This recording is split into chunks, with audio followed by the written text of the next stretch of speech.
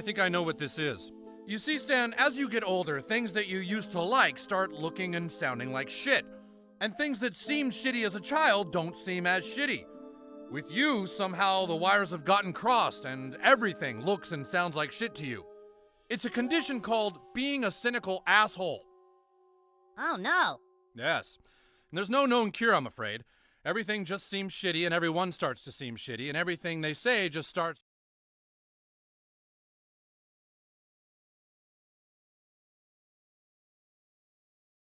I hope I can help. Necromancy may be legal in Cyrodiil, but few will openly admit to practicing it now that the Mages Guild has banned it. Farewell.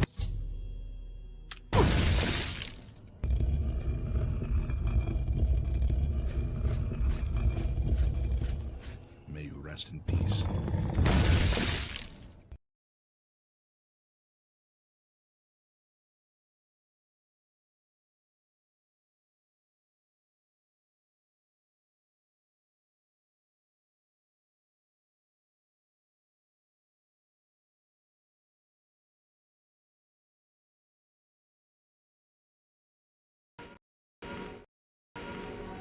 Don't you understand, Steven?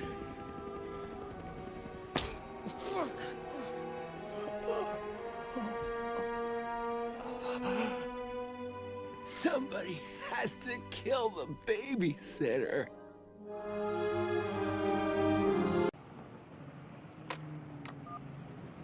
I'm too old for this shit.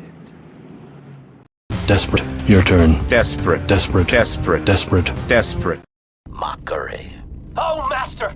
I do not trust you! I cannot trust you or anyone ever again!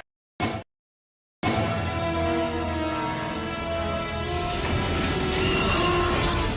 for the cat, dude! Aim for the cat! I'm trying, Evil Ted! I'm trying!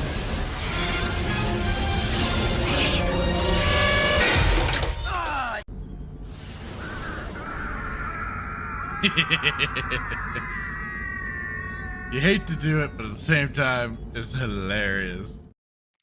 Hello and good evening, everyone. Welcome to another episode of Saturday Night Sith, episode 46. I'm your host, the Fractured Filter, and as always with me too, my buddy, my friend in all this chaos and madness, Jay Hitman. How are you tonight, sir? 46, almost 50, dude. Dude, we're getting there, brother. We're getting there. Dude, I'm not good at math, but I think it's like a couple more episodes. Oh yeah, we're totally there, dude. We're there, dude. Almost there. Almost there. Yeah. So, I have a confession. Oh boy. Okay. Confession time, everyone. My dad knows, and I know, and you're about to know, and if it gets out, my dad will know that you said it. That I said it. I just kind of like, you know what was it? This guy, what was his name with George Lucas? He went to Mark Hamill, is like, I'm about to tell you something, and I know it. George Lucas will know it, and you're about to know it. And if it gets out, we'll know it was you. What? He's like, I am your father. He's like, what? No, Dad, Vader, what? I've been watching a lot of old George Lucas clips. Oh, have you? Going over some of the old interviews and stuff like that? Yeah. No, but I'm going to be completely frank that I am not as prepared as I normally am for the show. I did watch the episode. However, with this week just being as crazy it's been, I did not take a lot of notes. I took a lot of middle notes. So I'm just going to preface that by saying that. But to tell you the truth, neither did I, honestly. And really? Because I felt bad. I'm like, I think because you said it or what, but I was just like, I was watching the episode. I'm like, there's just nothing to take. There wasn't a lot to go over. So thankfully, I mean, there's plenty My God, we've got plenty. I think we just do maybe we throw an audible. Maybe I like it. We do pride ourselves on being consistent. One thing that Disney is not, but I think maybe hey, they are consistent at being inconsistent. I said that to somebody who at work who I'll get that around one way or another. I actually worded. I used your line. I said it, and the guy that I was talking to, I put in the private chat. Actually, he I think somewhat agreed, and usually, and at times he has said that he's expressed that some of the stuff that Disney does is okay and decent and whatnot. He did make a comment, however. I love the guy to death. He did say, and I was like, I don't know how to. I don't think. Does someone ever say something to you and like your brain just doesn't register it? Yeah, I've had moments like that. Well, typically this only happens when somebody mentions anything that has to do with Ruin Johnson's Last Jedi, and he made a comment about like the cinematography was really, really good, and I'm like, I must have missed that. That's like the one thing he may had going for him was that there was some interesting looking set pieces, but then the whole rest of it though is where the meat is, and that's the story, and it was complete dog water. So when you can have it's basically like gaming, right? Like you can have the most beautiful looking game on the face of the earth, whatever. But if you have like crap gameplay or a crap storyline, those things are going to stand out the most, and that's exactly what happened. Amongst other things. With this, so I think we just throw an audible, and we'll just maybe we'll lightly talk about the episode, but it's not going to be like a big focus like everything like it was last week with Andor. So no, I think I always have fun doing it, but I think it just might be maybe a little bit lighter episode, lighter episode, because like there's nothing in this. There's like four, literally. Like if you break this episode down, you could break it into like 4 parts, and that's it. Well, and I think we could go back to we'll save the review for the end of the episode because it's just so, especially this one, because it's just so light that I thought what we could do for the guests, for the listeners and the viewers, is I thought that maybe we should just go back and watch what was it, episode 6 or 5 of Book of Boba, and review Boba. Why?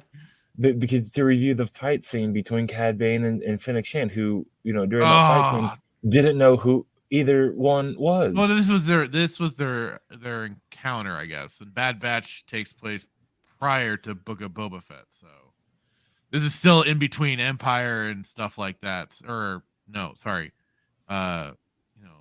between episodes 3 and episodes 4 of Star Wars.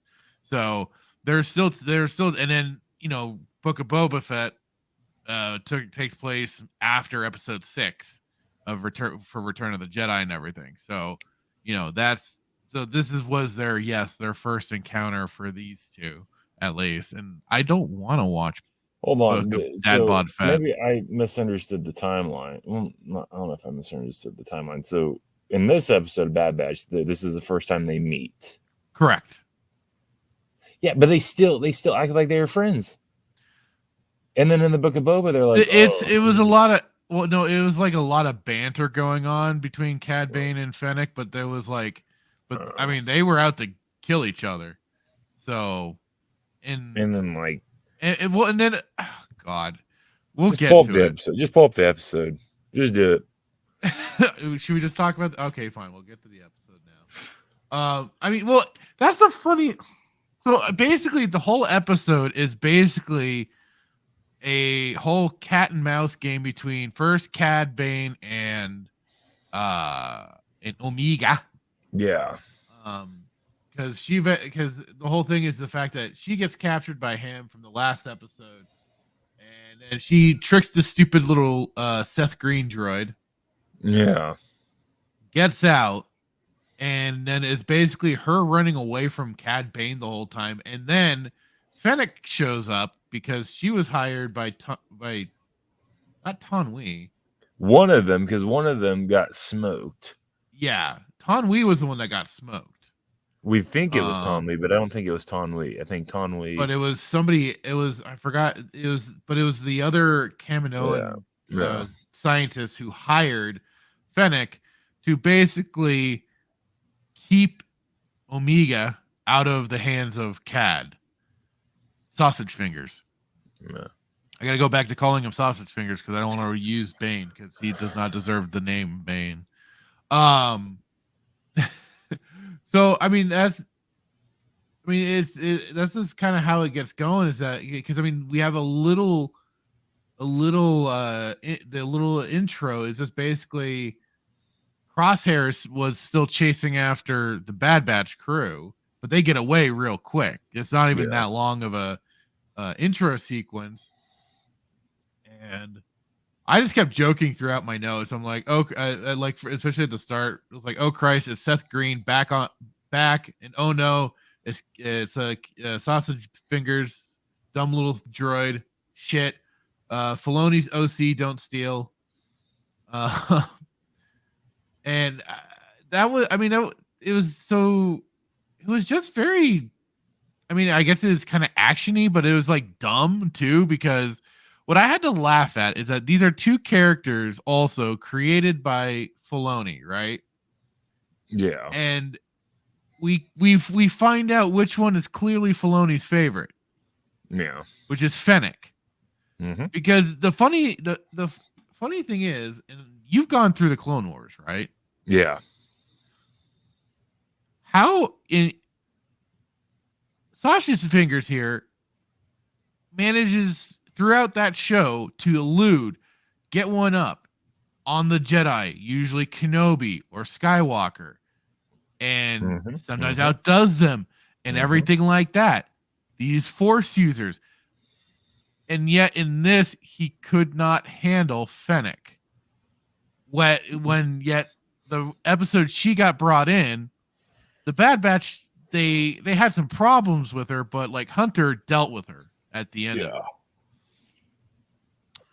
So, and that's why I had to grab that scene from, or at least for the thumbnail for this episode, the scene from Naked Gun 2.5 when they're having this stupid gunfight, and it's just him behind the garbage cans, the other guy right there, practically next to him, behind the like air vent thing or whatever. And I was just like, yeah, that was basically at one point their gunfight.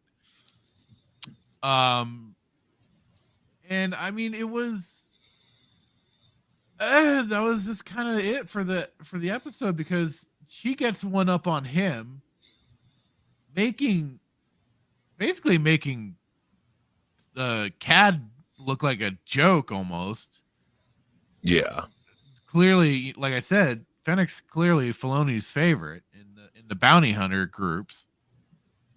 That she got such a one up on him and kicked his ass practically, and then also like she like disabled his ship or something to be able to get away while he was stuck there. And I was like, and I even said also because he got like a few ups on her, but it wasn't much. He kind of seemed like he was the one walking away from the whole situation, but then we learned, oh no, she disabled his ship or whatever. And the Bad Batch crew were continually trying to reach Omega. I didn't expect, I will say this, I didn't expect that they were going to find her so quickly. Yeah. Like I was kind of expecting there to be a little more time drawn out for their capture, or for her being captured by them, and that she would be maybe stuck with Bane for whatever for a little bit longer, or even they would be like a whole switch hands, like Fennec got away with her, and then next episode the Bad Batch runs into her, and that's where they have to then get Omega back. Well, my whole thing with it that I was trying to figure out is like at the end where she gets the holo call for those who play SOTOR, and I don't know. I can't figure out if it's Tonwi or if it's the scientist that was working with the Prime Minister. It was a scientist that was working with the Prime Minister. Tonwi got sent to this to be the drop person to bring the money, but then I she don't got think killed. so. I think it's reversed. I think that was Tonwi. I could be wrong. I think Tonwi was the one that was on the hall call because the No, prime it minister's like, wasn't. you've done enough. No, the prime minister was already getting kind of done with that scientist. I don't remember her name. He was kind of clearly showing he's kind of had enough of her shit. So that was why he was kind of like, we're done with this. I don't know. Because they just wanted to get off Tonwi though. That's, I mean, I was a little surprised by that too, just a little, but like I'm looking it up. Not that I don't. I just for my own peace of mind. No, I get you. I don't even know how you spell Tonwi. Tanwi. I don't even know how they spell it. That's just it.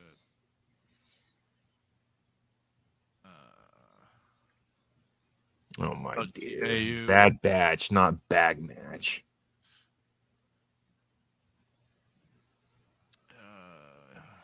Sadly, go to the canon side of the Wikipedia. Yeah. She did? Yeah, Tonwi was killed by Fennec Shand. Funny bastard, you killed one of Lucas's characters. Not. Well, at least he actually killed her, not just metaphorically killed her. So yeah. So yeah, smoked Tonwi, got her out of the picture. Nobody got paid basically because all the money fell out of the case. Yeah, like the episode just kind of it was there. It didn't. It was almost fillery. You know who didn't die though? Who? Senator Orn Freetah, who was shot in the head, according to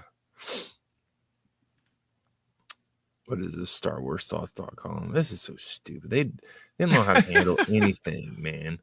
And they didn't take Wikipedia down because I feel like back in the day, I think you could go there and it was actually like ran by moderators. But I think now that it's, I don't believe it's moderated at all. It could be. Who knows? Who knows? I don't go go to there books. that often. You need information? Go to the books. Go to the books. You know, that's why I like following Stig and OG Star Wars and Open Airlock, because I mean they basically keep giving all the information. That was the funny thing this morning too. I was just kind of browsing around on the Twats, and I look, I'll admit I learned a thing or two. What? Where was it? I'm trying to find it right now. Yeah, because Stig was talking at somebody about some of the recent pictures that have surfaced for one of the I think it's for the Acolyte show. Oh yeah. The truest show that follows canon. Right. Well, they're canon because, like Stig was saying, High Republic crap by default. The whole concept is lore breaking. And he was asking, this is the thing. The person was like, how is the High Republic canon breaking by default? Stig goes on to say, debris spilling out of hyperspace, impossible. You need a hyperdrive to enter and exit hyperspace. Unless each individual piece of debris has a hyperdrive attached to it, it will stay in hyperspace. They are also mapping out the hyperspace lanes for the Outer Rim, which means Tatooine was unreachable until then, which means no Fort Tusken, which means no reason for the Sand People to be called Tusken Raiders, since they got the name when they sacked the fort. And this is where I was like, oh, that's some new information I didn't quite know. He says, Wookiee with a surname too. Wookiees don't have those. They have a combination names, Chew plus Baka, meaning loyal protector, Tar Full or Zalbar, zero effort needed for clueless target audience. And that's what I chimed in. I was like, okay, I feel I should have known this, but I'll admit I didn't. Always happy to learn something new. So it's little things like that is always fun to catch when they're having these little discussions on the twats. Oh yeah. I've learned a lot. I mean, I've learned stuff from, dare I say, Twitter as well. But it's mainly coming from these people, which is why I always yeah. suggest go to Kenobi Stig on Twitter, OG Star Wars, and all of them, and they're usually dropping some kind of new knowledge. So I'm like, oh, cool. That's cool. I mean, even as somebody who's not a Star Trek guy in the least, I mean, I think Tuscan Bob might be a peacock in the sense that he might be the only person I have ever met. Well, haven't officially met, but the only person I know of that likes both Star Trek and Star Wars. I don't think it's there's one person that I've met that likes Star Wars and Star Trek, and there's one person that I've met who likes Marvel and DC, and it's an anomaly because generally speaking, you're either one or the other. Well, I mean, you're either one and you're just, the other. Right. So, but yeah, Tuscan Bob, Star Wars, great Star Wars knowledge, has an immense amount of Star Trek knowledge. So does Tim from Open Airlock. Yeah. Obviously, like, I might be biased, but I love Script Trooper just because he brings the analytical side of stuff and just the way he, that was so awesome having everybody on the show, by the way. That was it was a blast. I felt intimidating though, because like I wanted to talk more, but I'm like, man, these guys know, like, I like to go, like, I go around and I think I know a decent amount of Star Wars. Like, I've been a Star Wars fan my whole life, but like talking to some of these guys, I'm like, my whole life's been a lie. I know nothing. I know nothing. Hey, it's just knowing that you've got a little more to catch up on, because oh my dear, man. You knew the 6 movies, and that's what counts.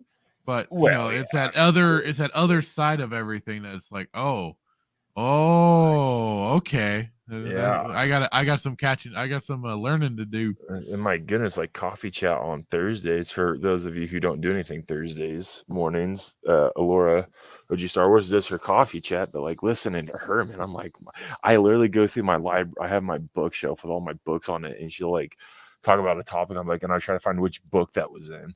Right.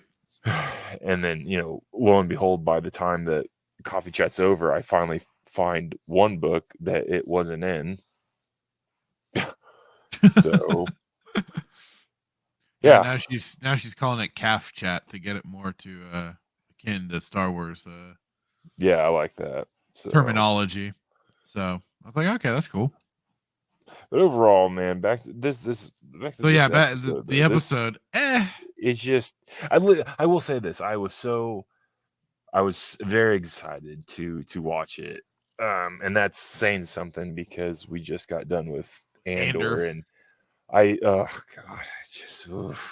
there's this video I saw. I need to try to find it. I think it was like a parody video, but it was like this guy portrayed the role of, I think it was on Saturday Night Live. It was a Saturday Night Live skit. I'm going to try and find the video. I think I saw it on Instagram, but guy's going around, he's portraying the role of Barack Obama, and he's like saying hi to like all of like his friends, and then like other people are like trying to shake his hand. He's like, good to meet you. And he's like, what's up, man? So good to see you, brother. All this and that. But it's like they replaced the people. They put every single Star Wars movie in place of these people. So the people that he's like, oh, good to meet you, they were like just the worst Star Wars movies ever. Like they were like, but up until I think the one I gotta find it. But so they had it was funny because the last guy that tries to shake his hand was the Rise of Palpatine, and he didn't even acknowledge him. He just walked past him. Like the guy went out to shake his hand, and he just walked past him.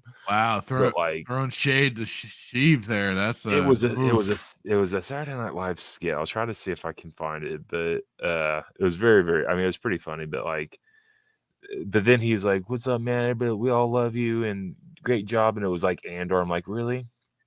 Like, there's nothing about that show that was like. Yeah, if you really can find that, we'll take a look at it. Yeah, I'll find it on Instagram.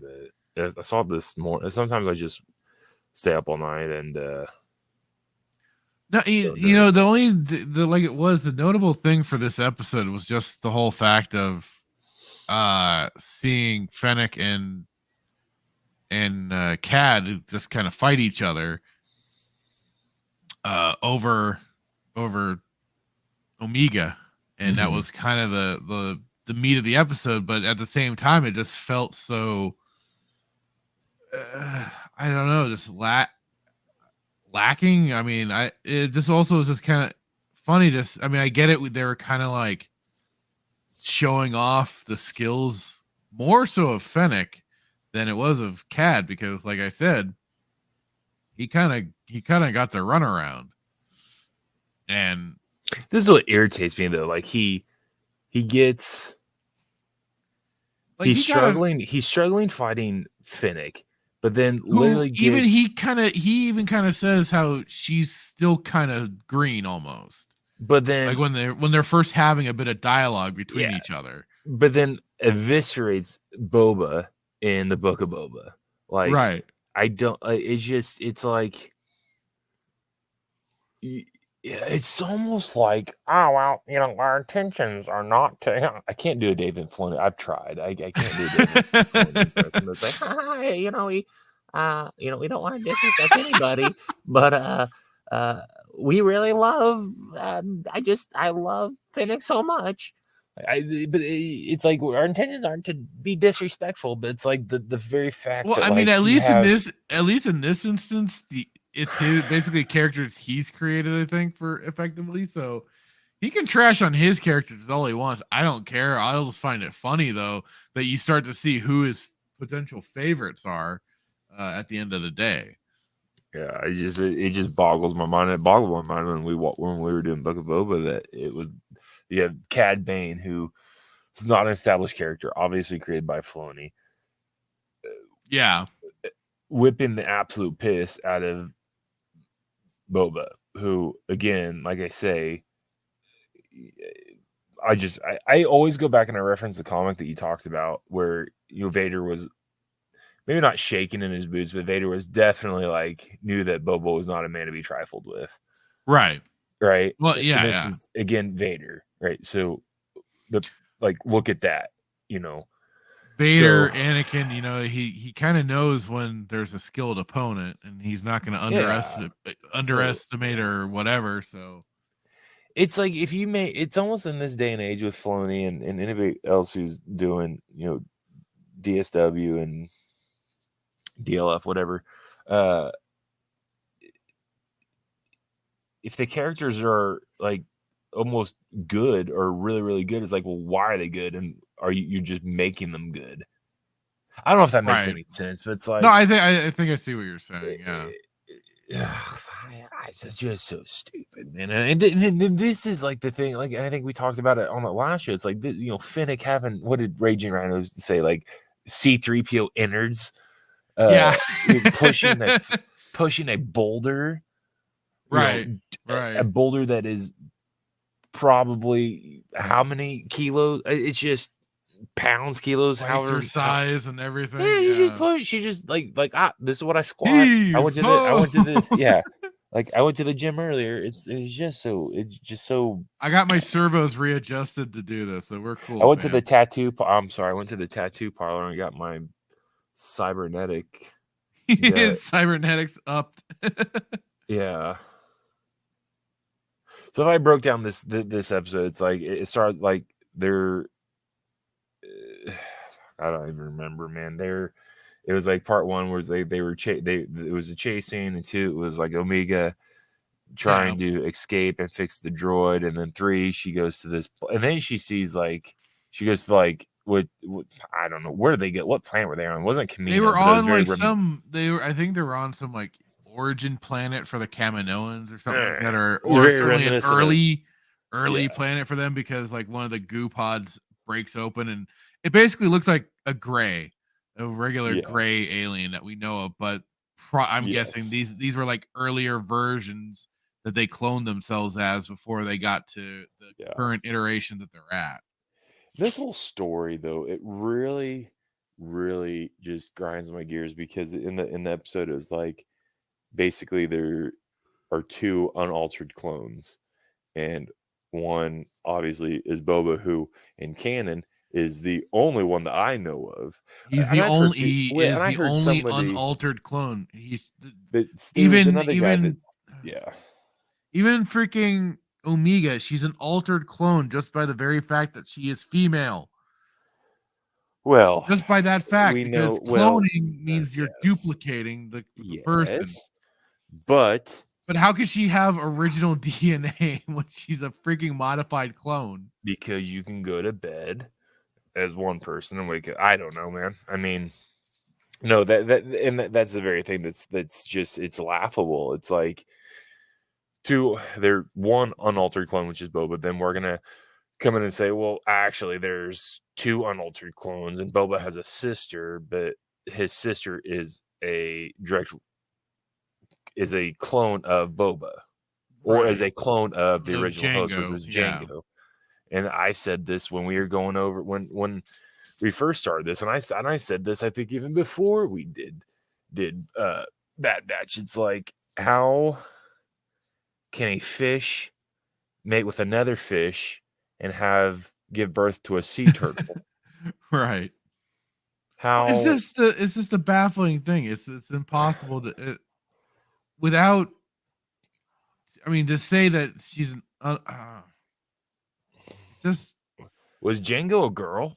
See, this is like I was saying. Like, if their cloning process was more akin to like, I mean, I'll just go to like Metal Gear, just because that's the series that I know.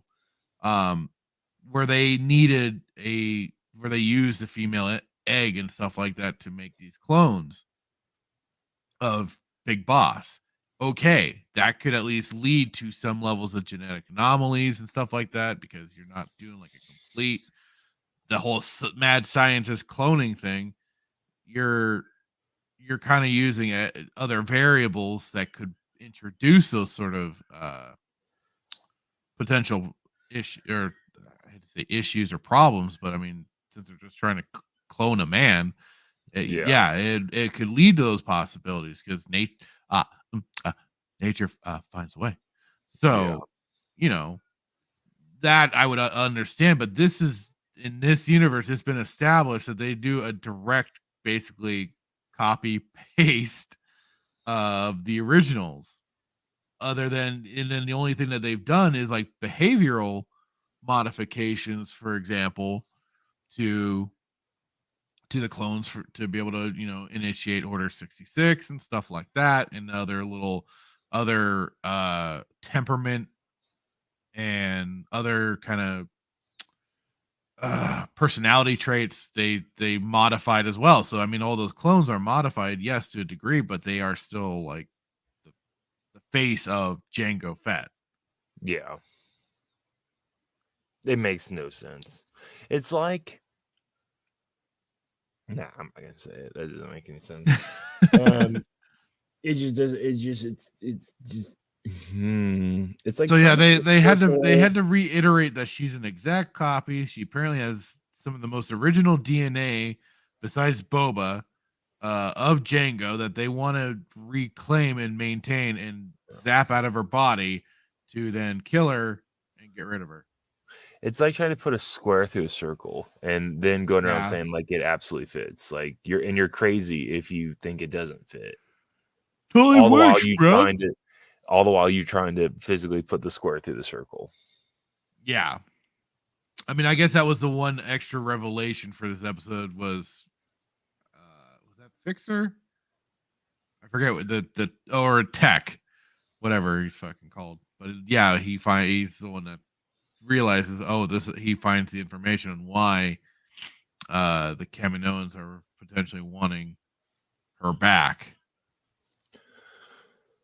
Or just that she is such a quote unquote perfect clone. But can't be. But all right, fine. Like, what do you call her then? Not a clone. Well, not a clone, yeah. Genetic, basically like a genetic anomaly. I don't know. Anything other than a clone of Jango Fett. Maybe she's a clone of Jango Fett's wife. And there is some no, because that wouldn't make any sense, because she's got DNA. She's got the exact DNA. This doesn't make any sense, because she has Jango's DNA. And the only way she can get Jango's DNA is through Well, I guess you could essentially. I mean, yeah, maybe she's a clone of Django's wife. I don't know. Nothing else has been said other than this is a apparently complete clone of Jango Fett, just female. But you see, this is the problem, though. This creates more like this issue right here. Brings more problems than answers and questions and answers and stuff. Bring more people to want to burn down a city than anything else, because you go to bed. I'm not saying you literally go out and burn a city, but like you go to bed, like it's so stupid that you can't help not try to think about it. It's like, what are you doing? Yeah. Like, do you know how it's like 4 + 4? It's like you saying 2 + 2 = fish, and you know nothing about math, but you go around and say, no, like 2 + 2 = fish. Like that's it. Like it's the sum of the equations of fish. Knowing that it's a 4 and you numbers and animals don't like. I'm even going crazy right now trying to explain it, man. And I can't wait for the next episode. But do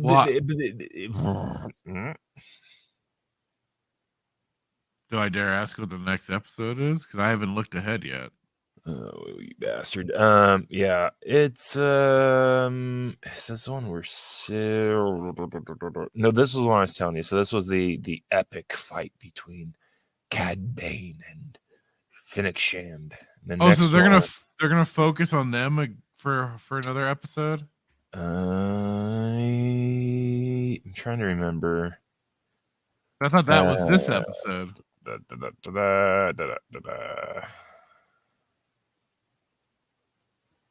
I can't remember if they fight again. Let's see. Bounty lost. Common ground. It's common ground. Match has their ideology challenged. So not more of Fennec and... Oh, great. And then on episode 12, we go to Ryloth. That's a fun episode. Yay. Oh, it looks like a 2-parter too. Okay. We also need to really quick talk about. Is there anything else we missed about this mediocre, better than Andor episode? No. I mean, Robot's stupid. Cad Bane's stupid. Fennec Shand is stupid. but you'll totally Wrecker's still probably my favorite because he's a Pringle chip mind. Yeah, that's kind of. And then but I find it absolutely hilarious that like he got his ship dismantled or boxed by Fennec Shand. It's like Fennec, yeah. You claim to be this great assassin, and you just got like literally duped by, whatever he called her. But anyway, so more importantly, 0 out of 10 this episode. 0.5 out of 10. 0.5 out of 10. It was okay. It's 5 out of 10. Whatever. Yeah. Oh, I said 0.5. You said 5. That's generous. Okay. No, I'm just kidding.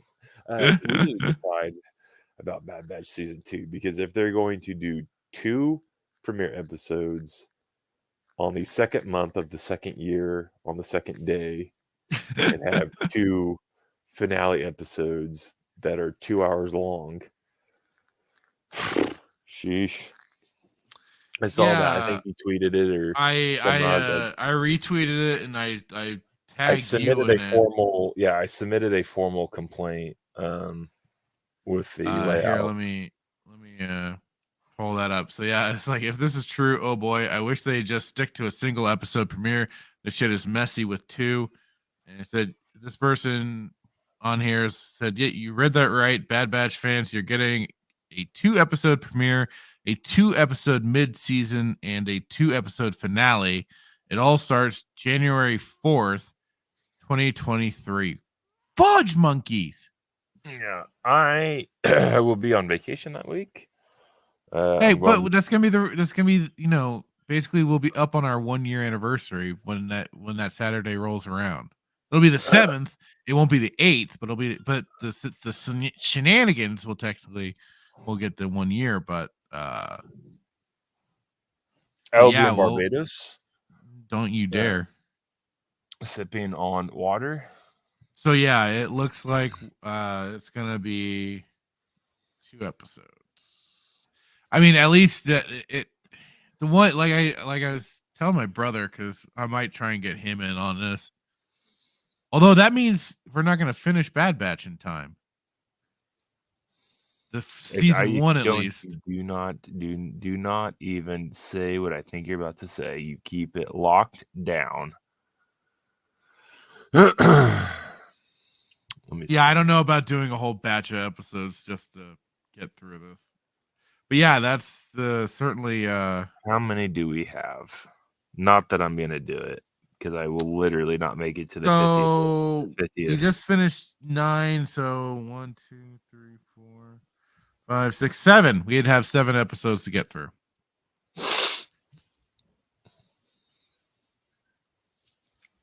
Yeah. Well, we can skip to Rescued on Ryloth, because that's you skip 12 and 13. 13's just stupid because it has this what do you call the race? The Trandoshans? Nope. The guy with the Davrinian. Oh. Is that their name?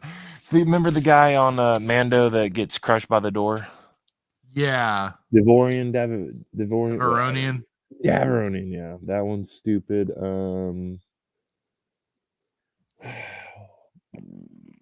Maybe we just skip to 15 and 16.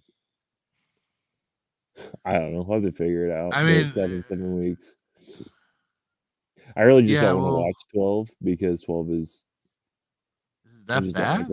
I just don't like Ryloth. I just don't like this episode. It's just it has no sustenance. It's like going to a buffet and the buffet has no food, or the buffet has just like food in the form of water. Water is food. It has no sustenance, and it does nothing to advance the story. Davi also might tell you different, but he might say like, "Oh yeah, Rescue on Ryloth, that's really good. I love it." I don't think it. He is alive. If anybody was wondering if Davioso is currently still alive, he is alive. I had eyes on him yesterday. He just doesn't. He just works a different schedule, so he can't really make it on. No, I know. Well, I don't know, but I figured maybe, or he just didn't want to come back on. Well, I know, and he was mentioning maybe with the Ander finale, but I kind of told him, dude, we're gonna be having some people that would probably, you'd be going into the lion's den for sure. 1000%. So I kind of warned him off from the last episode. I'm like, yeah, you can watch, but I wouldn't suggest coming on. No, you go, you get your lunch money taken and then your lunch ate. They'd eat your lunch and then take your money. I mean, I think it was funny. Half the time, I think it was mostly like Bob and I talking. Yeah. And then everybody else, Raging just hit mute because he's eating his Mackies. Yeah. That's what I think he called it. I think he called it Mackies. And then I think Script was probably dealing with his kids because I heard his kids in the background. I honestly didn't. I didn't hear too much background noise from him. So. I heard a little bit, but that's funny. So we'll have to figure out Bad Batch. I don't know. That's and question, speaking where of, do we go from here? I was gonna say. So speaking of Bad Batch season 2, should we check out the trailer for it? Did they officially come out with one? Yeah, they officially came out with a proper trailer. So I have it right now. It's a proper trailer. Yeah. All right.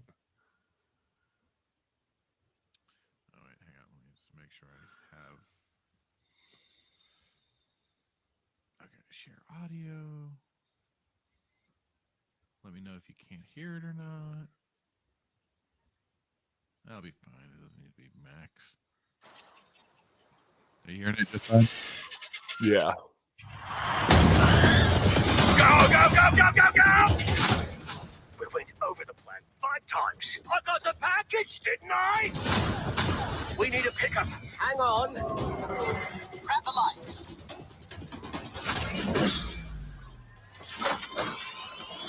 So I'm taking it. She's gotten more proficient. So, this is the top team. The rogue clones on the run from the Empire, huh? Hello. How juicy. Who the hell is? The Empire's growing stronger. Rewind it. Go back. Who is that? Yeah, go where? Right there. Who? Genoa? Who the hell is this? Does she pop up in season 1? No, I don't recall. Huh. I'm just like, and does their armor change in season 1? Because it's like, I find it funny that they're not with the Empire anymore, but they're still wearing basically their armor. You'd think they'd almost ditch it and get like new gear completely to make themselves hide a little more. Well, but yeah, I guess that's just me. Nobody, they would not have to get new armor because nobody would be stupid enough to question them. Ah, yes.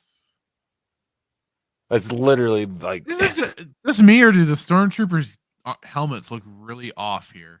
They look like First Order trooper. Almost, yeah. Or kind of like they're trying to go, hey, we've taken some more. Hold on, what's the dark troop? What was the troopers in Rogue One?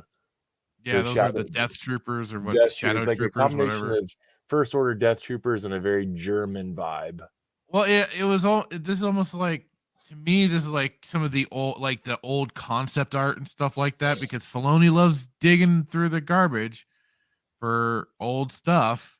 Yeah, and I feel like this is again like, because they also had the comic.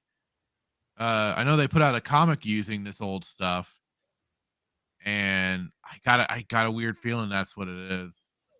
Yeah, it's using the old concept artwork and stuff like that to give them a different look, because this is still early Empire. Stronger. We should be doing more. You want to really be free? Then pull off this heist, and you can have a future. Rumors are more and more clones have been questioning the Order. Then they're traitors. So Crosshair's still alive. I was kind of curious if he was going to get killed off in the first season. So, all right. Well, that answers my question on that. Like the Jedi. You all gave up everything because of me. We made the right choice, Omega. But there are others out there who need our help. What sort of treachery is this? Stay back! Oh no. What the? Oh my god. I'm out by. We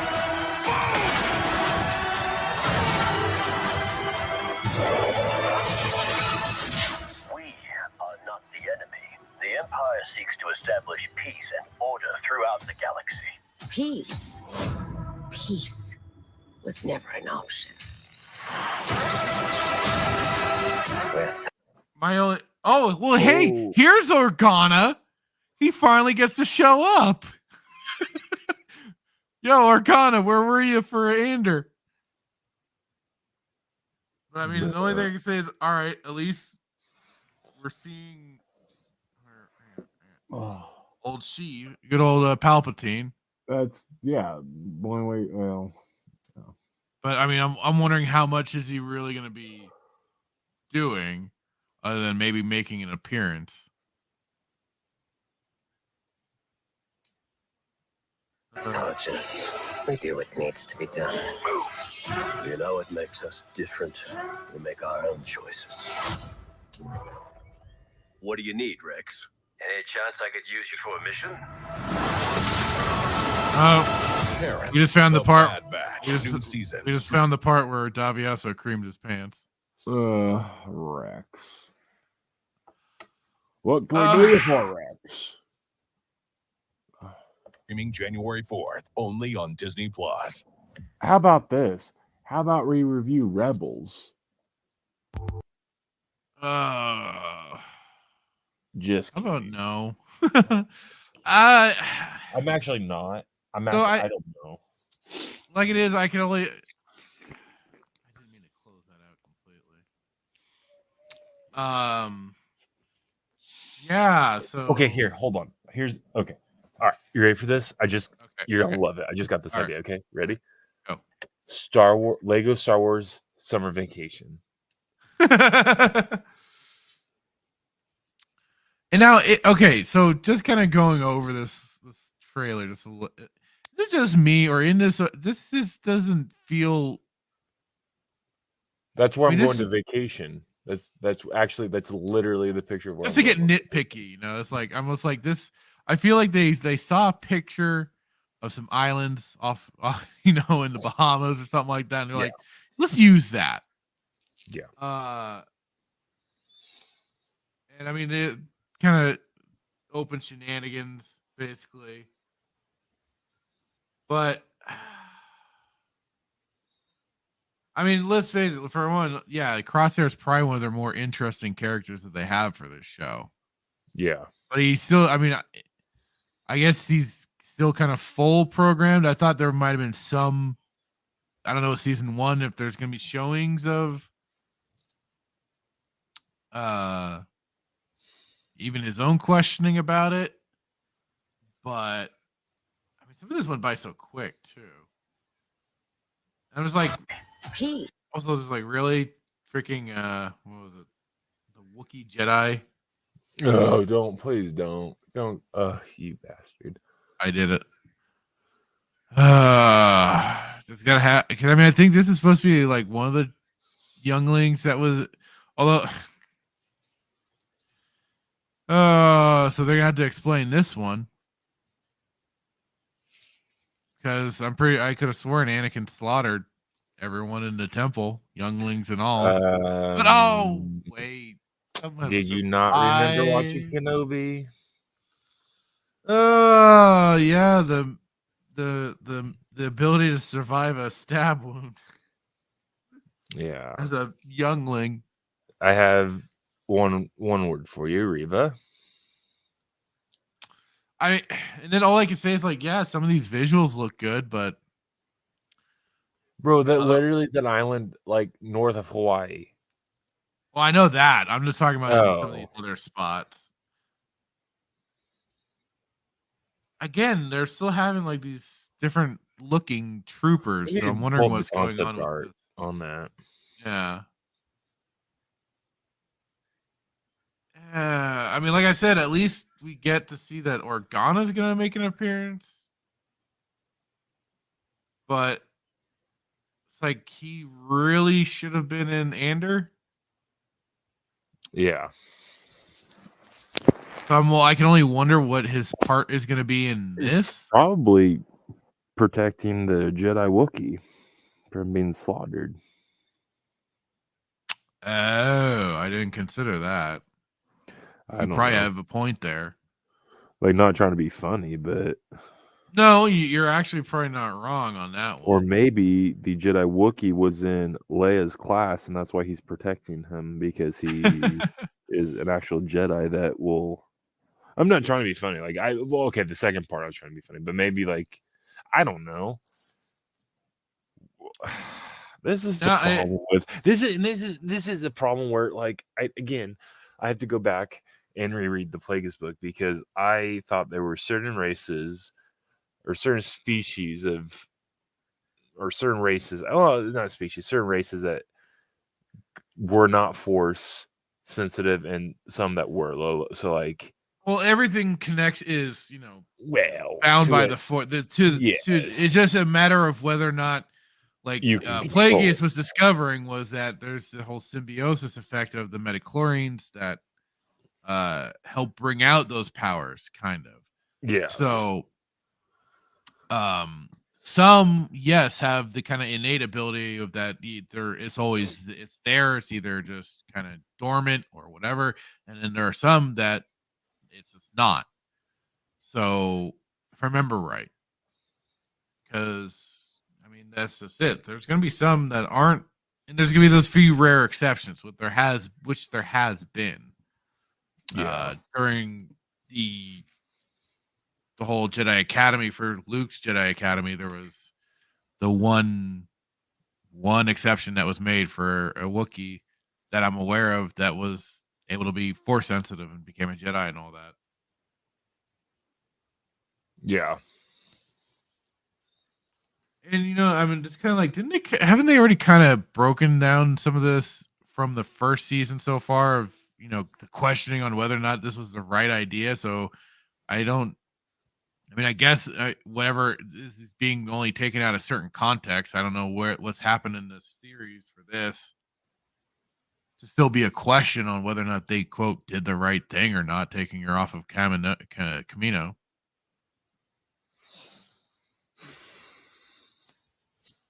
There's a lot of stuff that's wrong with this. I don't know. I mean, the only thing I can also say is at least with this, we're still seeing some Star Wars aliens and stuff like that. I'll at least I guess I can give Filoni that he's still at least using the Star Wars aliens and keeps aliens around more prevalent than these freaking live action shows have done. Yeah. I hate saying it. It's just, but I'll give him the kudos there. And I guess I could have sworn they've been pulling off more than enough heists. Like, they're pulling off more? Okay. And they're looking like they're back on a Republic ship, or at least breaking into one. Yeah. Okay, so some kind of I'd hate to say retreading ground, but is that what's happening here? Very well possible. Because I mean, that's what they were doing on the broken down Republic ship until then. Tad Sausage Fingers showed up and kidnapped Omega. So yeah, January 4th. Yippee yahoo. Excitement's real, brother.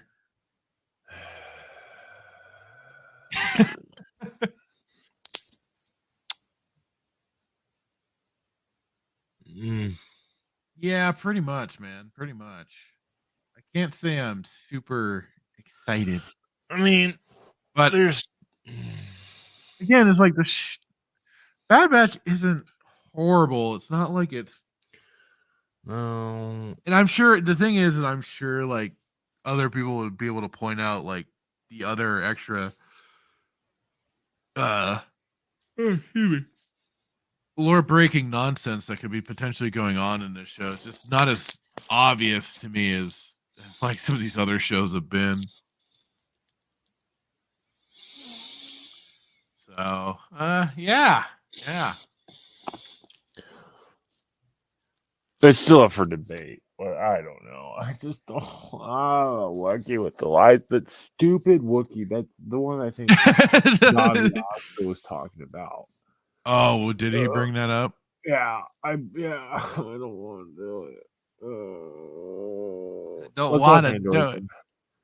Oh God. I'm just kidding. Oh gosh, I don't know, bro.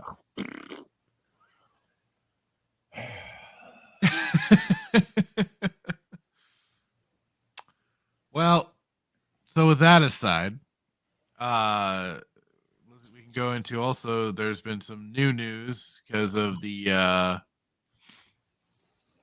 Game Awards that took place Friday night, something like that. We've gotten some Star Wars Jedi Survivor, which is the sequel to Fallen Order. Yes. I don't know if you played that game at all. I did. Oh, okay. I love the wiffle bat. Right. But before getting into the trailer for that, which we'll get into, I wanted to just kind of bring this up. So Cameron Monaghan, I don't know, on Star Wars Jedi Survivor and possibly playing the character in live action, which I'm actually surprised they haven't done yet to some degree to bring it in, to cross those boundaries, especially to continue with their continuity or whatever. But anyway, considering especially how early on Fallen Order takes place, well, not early, I guess it's probably like 5 or so years after Revenge of the Sith, maybe a little more. I'd have to look it up because I'm just not sure. But anyways, Yeah, Star Wars Jedi Order found Cameron Monaghan playing Cal Kestis, which I just thought was again kind of another Kyle Katarnish, maybe I guess kind of more Skywalker-y, but he just very kind of bland Jedi. Mm-hmm. But anyways, a former Jedi Padawan who becomes target of the Empire and finds himself hunted by the Imperial Inquisitors or Inquisitorius while attempting to complete his training, reconcile with his troubled past. It wasn't that troubled. It was just the fact that he had to kill a bunch of clones and stuff, and his master got killed. And rebuild the fallen Jedi Order. The game was a major success, and a sequel was officially announced. A new gameplay trailer, Star Wars Survivor, was released during the Game Awards on Thursday, and Cameron spoke with Entertainment Weekly about the upcoming sequel and whether or not he might make the leap to live-action Star Wars universe. Cameron told EW that we always had aspirations to do more.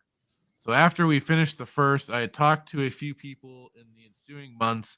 We had a wrap party and talked a little bit like what would we want to do if we did a second one.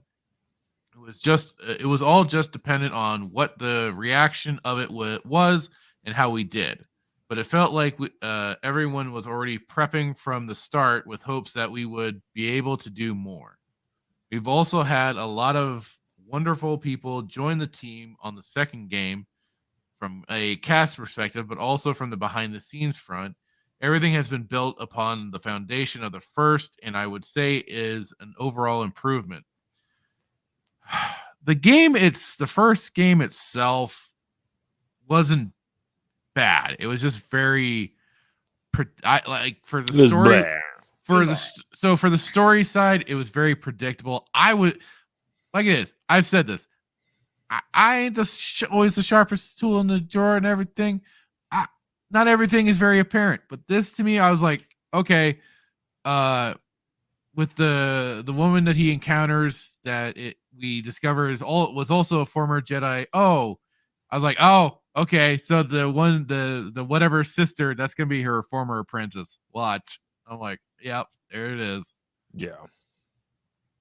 I guess. Oops, spoilers. Spoiler alert. But otherwise, it just the story just was like okay to me. It wasn't fantastic. It wasn't really anything that stuck out. It was just an okay story, and that was at least the safest route they could take. I didn't mind the whole kind of Metroidvania-ish sort of gameplay that they had going for it, where you progress through one level, went to the next, gain some new powers, and that meant, oh hey, I recognize some of what I was doing here. I can go back to a previous planet and unlock new areas and stuff like that, and kind of increase your powers. So I like that. That wasn't a bad idea. That was actually pretty good. I just wish maybe some of the areas were a little bit larger for exploration aspects, and I wish the soundtrack was better because it was either like kind of too much in the background, or it's again just this current year Star Wars that's just, it doesn't stick out whatsoever. And that's where I'm like, use the old music. That's what the games did perfectly. They reused the old music. It fit. It kept you in the universe and everything. Stick to that. It's great to do it that way. But so that was just meh. What I also did like was the lightsaber customizations. I did like that you got to customize the lightsaber, give it a look you kind of wanted. I just wished you didn't have to do the staff saber towards the end of the game, and maybe do like a choice of either keeping a single hand, having one in each hand, which is always my favorite, or yes, you could do the staff saber. They did. I know I know he would combo them, but that would be it. There'd be more in the combo than it would be like it is having each in each hand. So otherwise, in like it was Vader showing up at the end and being like an actual almost kind of like slasher villain. Oh yeah, I mean that was playing that at night. I get scared. That was actually kind of cool. Yeah, but again, what it all comes down to is the wiffle ball bat lightsabers. They don't act like lightsabers. I get what you're doing. You're kind of having, they kind of Tenchu Dark Souls-y gameplay style, but you're using a lightsaber. You cut people, it should kill them. Well, immediately. Here's my whole 2 cents on it real quick. So it's like the gameplay, it wasn't terrible. Like No, I it played was fine. But I wish it was a longer game. I wish they had more planets that you could visit. The lightsaber, though, to your point, like I did not like, and what was frustrating about that is like, I remember playing, Jedi Outcast, like yeah, that's exactly it. Even though the lightsaber was realistic, you still fought enemies where like you didn't immediately kill them, if that makes sense. Like the dark Jedis that follow you up. No, because you would end up having some legit duels with these dark Jedi that you're coming across. So no, that was absolutely it. Nobody's done lightsaber combat as well as Ravensoft did for those games. Yeah. No, I agree. And especially for Jedi Academy, I'm like, those are still the tops in my book. Jedi Outcast, Jedi Academy, those are still the tops for your lightsaber combat. For sure. You can emulate Ravensoft. You can essentially portray a real lightsaber, the dueling aspect and the effects, and still not have like, you know what I mean? Like you can make it tough within a game. I don't see how they haven't brought these people on. It just baffles me. What's frustrating with me is like, do you know who was Desaad's? I forget Desaad's minion. What was her name? Tavion. Tavion. Do you know how long it took me to beat Tavion? She can be kind of a tough one, yeah. I tried to fight her for probably an hour straight, and I turned it off. I did it for like 4 days because I refused to use the bubble chat or the bubble cheat. Right. But I was almost there. I was almost about to go to the home screen and put in bubble because I just wanted to beat her. But that's what I'm trying to get at. Like it was tough, but it still had the, the realism between, with the lightsaber combat. So yeah, I'm curious to see if this is a story within their canon or true canon or not canon, or who's doing it. It's a story within the Disney canon, because they also were in the first game. Like if you remember, they had Saw Gerrera and everything. Who was already leading a rebellion. So I forgot that. Okay, see, it's been a while since I played it. Well, we'll see. Yeah, so I guess it's amazing. I grew up loving Star Wars as a kid. I mean, I guess everybody did, right? You would go to the movie theaters and talk with friends. What do you think they're going to do next? Where do you think they're going to go? There were always new, exciting facets of this universe being introduced, and now we're getting to see that explored through many forms of media. There's some really cool stuff being done on Disney Plus. Somebody's check cleared. And it's not only one of the coolest things happening in Star Wars, his check cleared, but one of the coolest things happening in television at the moment. Check cleared. And that's I mean, so Cal Kestis Cameron, rumors of the actor could play a role in the live action. He says, I love this character. They're starting to explore him through other mediums. We have a novel coming up. No, it's not High Republic. It's his own Fallen Order novel or something like that. It's like a prequel novel. It's been really amazing doing it within the video game space because I think games are vastly underexplored. Boy, where have you been? And underutilized, and are only really getting their due in this moment. I would smack you. People are looking at games and seeing they're incredible and moving and significant. So my priority right now is to make sure we have a satisfying arc within the games. What happens or where Star Wars wants to go from there is anybody's guess, but I can say I love Cal, and it's been a joy finding him over the past few years, so we'll see. See, I just don't think he's that interesting of a character. Because he's just, like I said, he's just kind of a bland character. He's almost as he's not bad though. I would say he's a step above Andor. You would? I would. He just have no story. Like his okay. master was killed in front of him, and now he's. I'll say I have a bias because I'll say that his character, the way he looks. And since it's just basically the actor, but I mean, it's also his in-game representation. It's basically how I've created my characters in games too. So you got the red hair and everything. So fractured. Well, hey, you've seen my main Sith in Sutor. Kaiser. So I'll admit a bit of my Ryujin Kaiser. Yeah, Kaiser. But otherwise. I found him to be elite. Yeah, it was kind of typical for what his character went through for being a kid, and yeah, like you said, seeing his master get shot down by the clones and all that. But I mean, it was like I said, the game, the story it was just very predictable, and it was just okay. Yeah, but it wasn't like where I got really, really invested like it is with what would have been cool what would have been cool instead of going to the ice planet Ioth, whatever. I forgot. Yeah, whatever ice planet. Instead of going to there, what if he had, I don't know, went to Hoth and then he had a premonition about Empire Strikes Back? That would have been cool. That could have been interesting. But let's go to I mean, and I don't know that. Yeah, he's a boring character. Like, I don't know.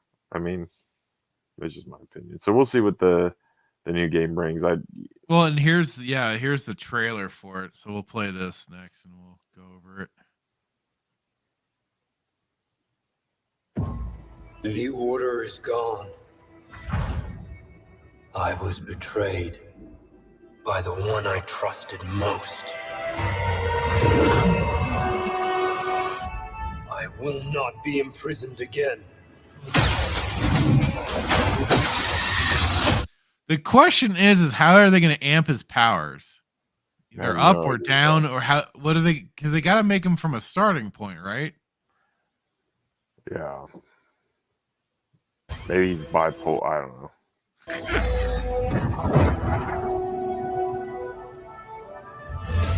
I hear you've been busy making yourself the Empire's. Huh. So where is that? I've been seeing the screenshots of this floating around. You have? Yeah.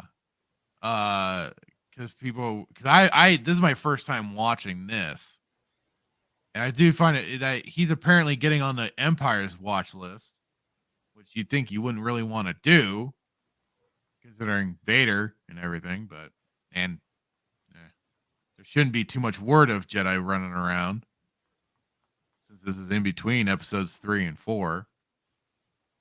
But yeah, it seems like they got some data going again. I don't know if this is just how it is, or if this is specifically Jedi information that she's collected now. Let's see here. Oh, yes, I did see that. Yeah. Interesting. Who's most wanted.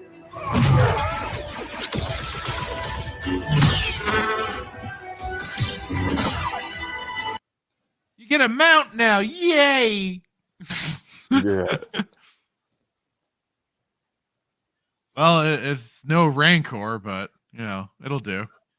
The pterodactyl, an ostrich.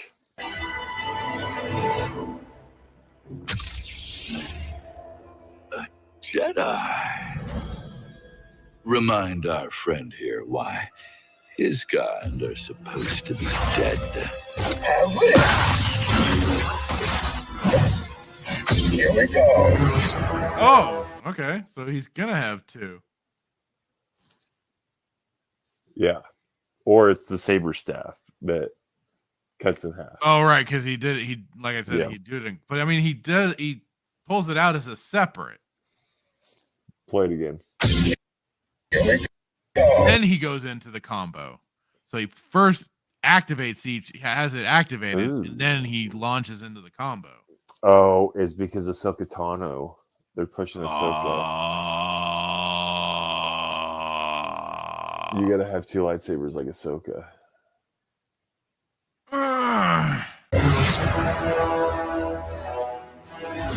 After all we've done.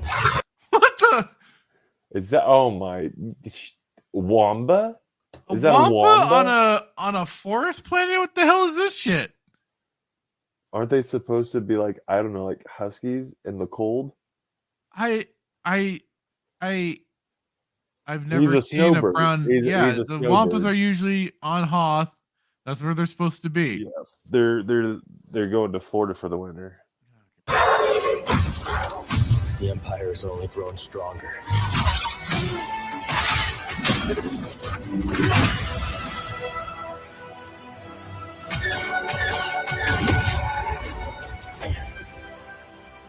Thanks, bud.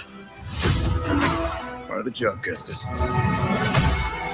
Wait, so are you gonna have a little companion in the fights, or is that just for a scene?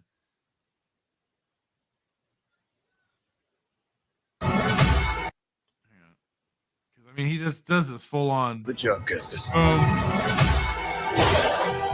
I'm wondering if that's supposed to be like you're gonna have like a little companion during certain missions, maybe, or what? Oh God. The Jedi is a threat. Oh, there's the staff saber back. As long as we fight. Oh, now he has like a little grappling hook to use. He's Spider-Man.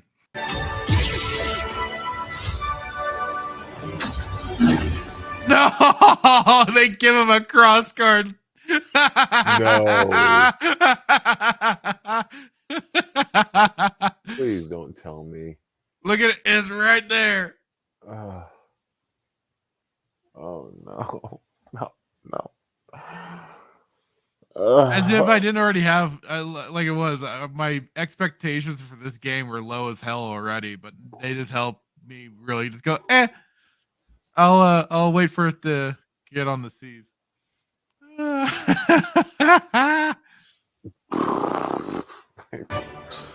Hope survives. Wait, why is he fighting Grievous roboids? Aren't these some of the Grievous's roboids? Yeah. They look like him. Like the assassin droids and stuff during the Clone Wars? Looks like him. Like I don't know if you fought him in Republic Commando or not. No. Maybe he did. I forget.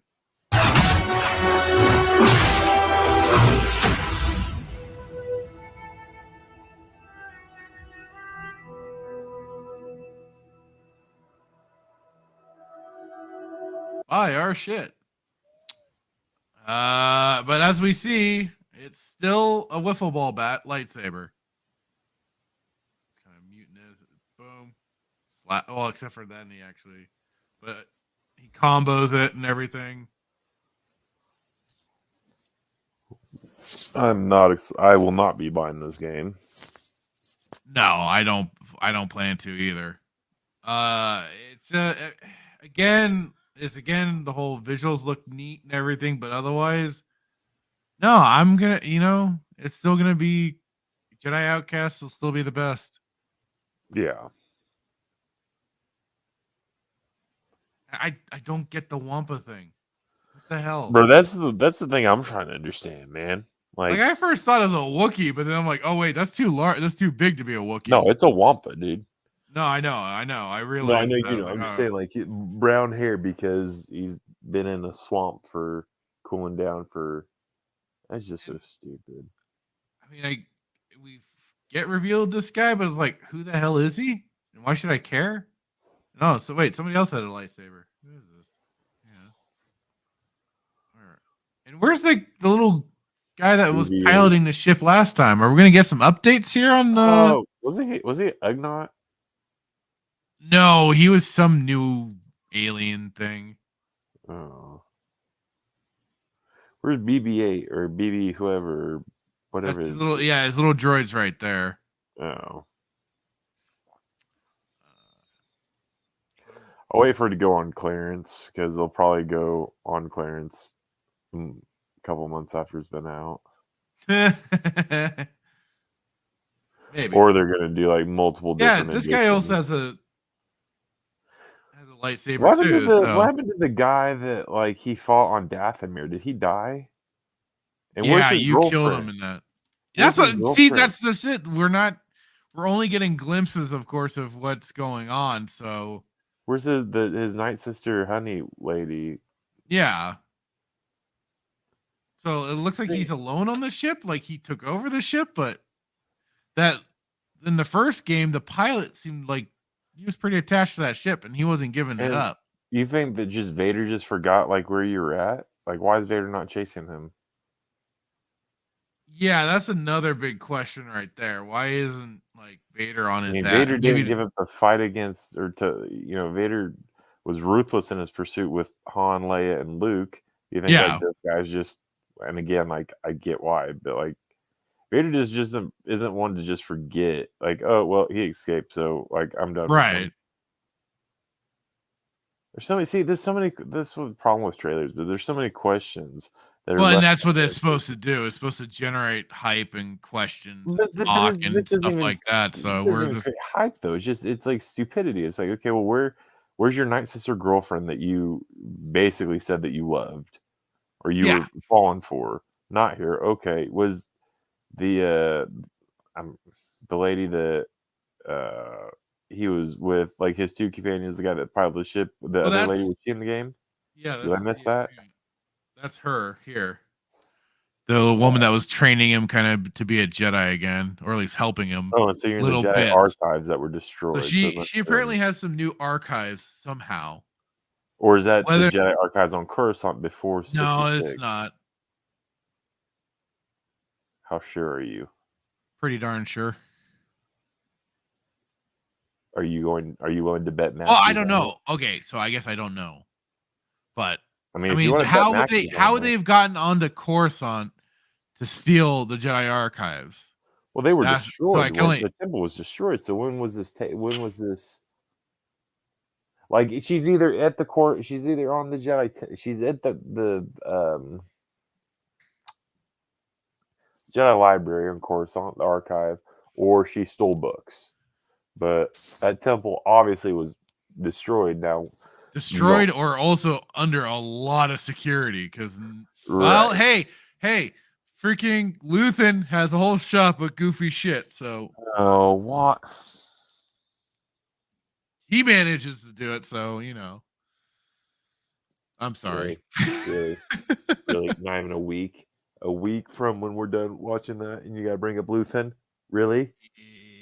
Yep. No, like you say, it brings more questions than answers. It shows off some gameplay, but we're clearly seeing it's still the very kind of hack and slashy God of War-ish combat style.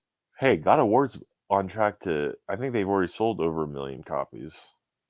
The new one. I don't care. It's PS5. I don't want a PS5. I thought you liked PS5. I don't. I wrote it in my diary the other day. I thought you said you loved PS5. But otherwise, we're seeing some of the it's funny. It's like who's the developer of this? Respawn. Who is Respawn? I've never heard of Respawn. It's another game company that's been eaten up by EA. And where's EA at? Are they like done? Like I know they lost the contract. Like, they lost exclusivity. Yeah, okay. So last I knew, it just now means any company now, if anything, games can now be made by other game companies for Star Wars IP. They just don't have the exclusivity on it anymore. I'm gonna shout out some of these up and coming fan made companies that are doing like a lot of stuff through Unreal Engine and everything. Like, why don't you like? I want you guys to like get some of these contracts because like some of this fan made stuff, it's so amazing compared to like what the current companies are putting out. Am I wrong to have some weird Revan vibes with this guy's look? Let me see. Hold on. Just like, especially the helmet and everything, is the way it's like, bro. That's his mask. Yeah, but practically, it's a little different. But it's like I'm guessing that's what it's supposed to invoke is some Revan vibes. Yeah.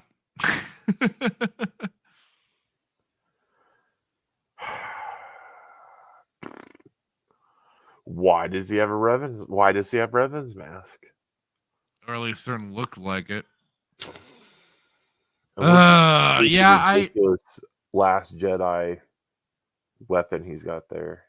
I can't say I'm too excited, or I'm not excited. And see, this is what's irritating. Like, you have the opportunity to make what happened to making.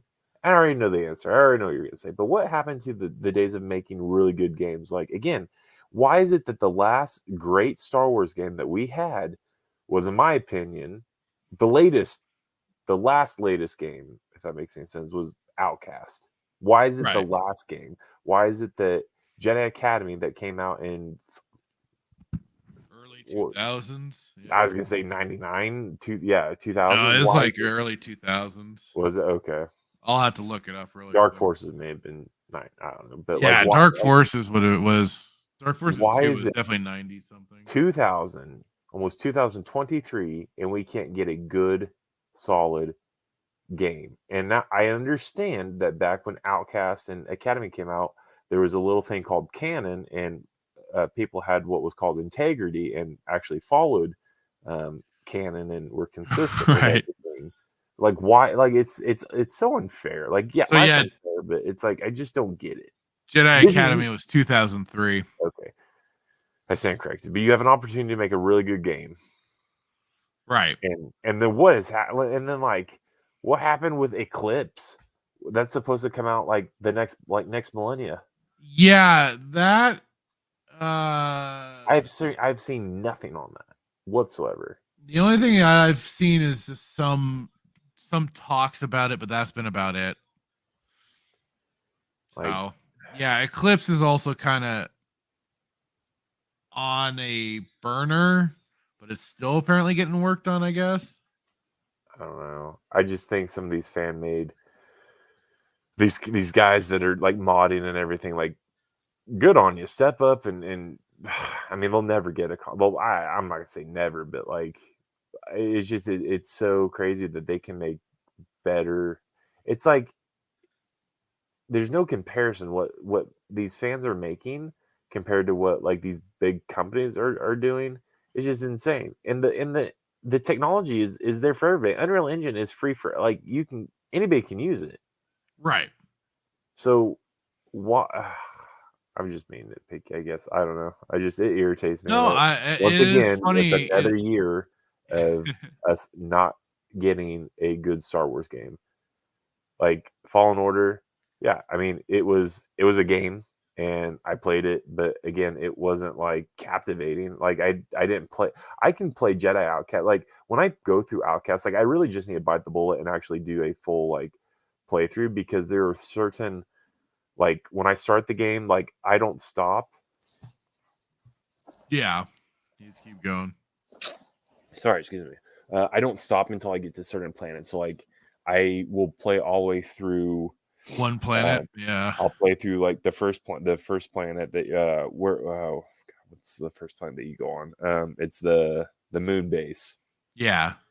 All right, I'll play there, and then when I get to Yavin, I play all the way through Yavin until I get to Nar Shaddaa. It's a tradition. I will go all the way through Yavin. I will go through the trials and everything until I get my lightsaber, until I get to Nar Shaddaa, because I absolutely love Nar Shaddaa. Nar Shaddaa, aside from get that dang lightsaber. I love it. But Nar Shaddaa, aside from Bespin, are my two favorite levels in that game. I love Bespin because Bespin, it is very, very. It's what I envision Cloud City to look like. I think it has. I honestly have to go back and verify that. I believe that it has like concept art. Like they took the concept art that George created for Bespin and they emulated in the game. And the only bad thing about that level is R2D2 and C3PO are not voiced by Anthony Daniels or R2D2. And I don't know if that's a copyright thing. Did you notice that? I don't. I that's just because there's supposed to be like random droids. No. Not supposed to be. No. It's C3PO and it's R2D2.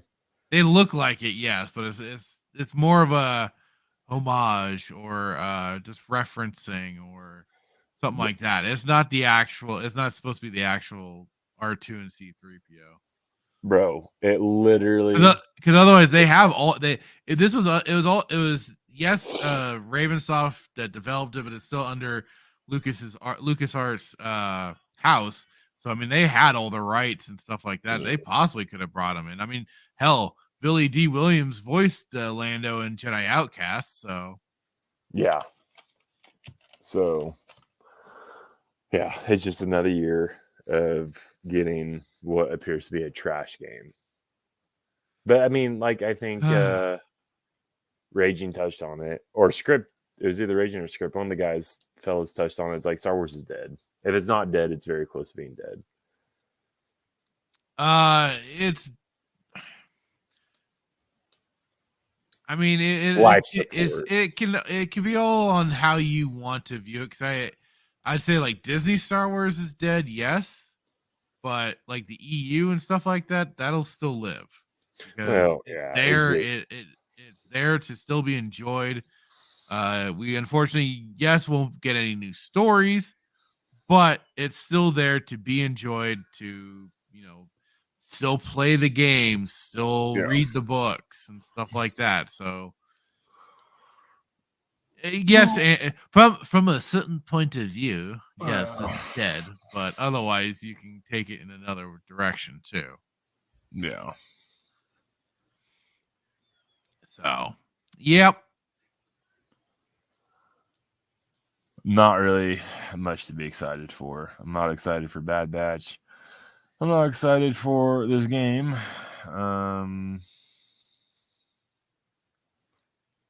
Yeah. Bob Iger, I know we talked about he's back. He was apparently I tweeted out like about this episode, or not episode, what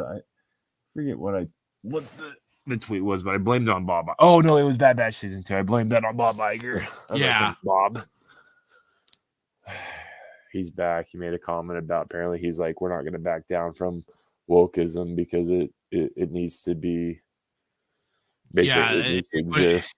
Yeah, I saw that was spreading through the people that I follow on Twitter, and they were all joking. Oh, guess what? Star Wars is saved, everybody. Disney saved everybody. What happened with Chepik? Why did he get fired? He got ousted. For what? People, I saw it, but I don't know. I haven't seen all the details, but it's just like, it just seems to really kind of funny.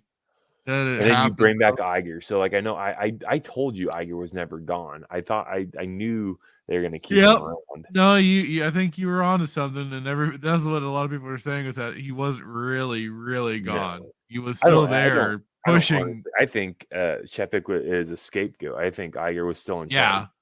I think he was just Chepik. Very was possible. Was I would not be like, surprised. Yeah. He's like, we're gonna let you borrow this title, but you're really not in charge. Iger's pulling the strings. I don't know. Yeah. I'm gonna continue. I'm gonna continue to like at Bob Iger in my tweets until Saturday Night Sith starts to get starts trending.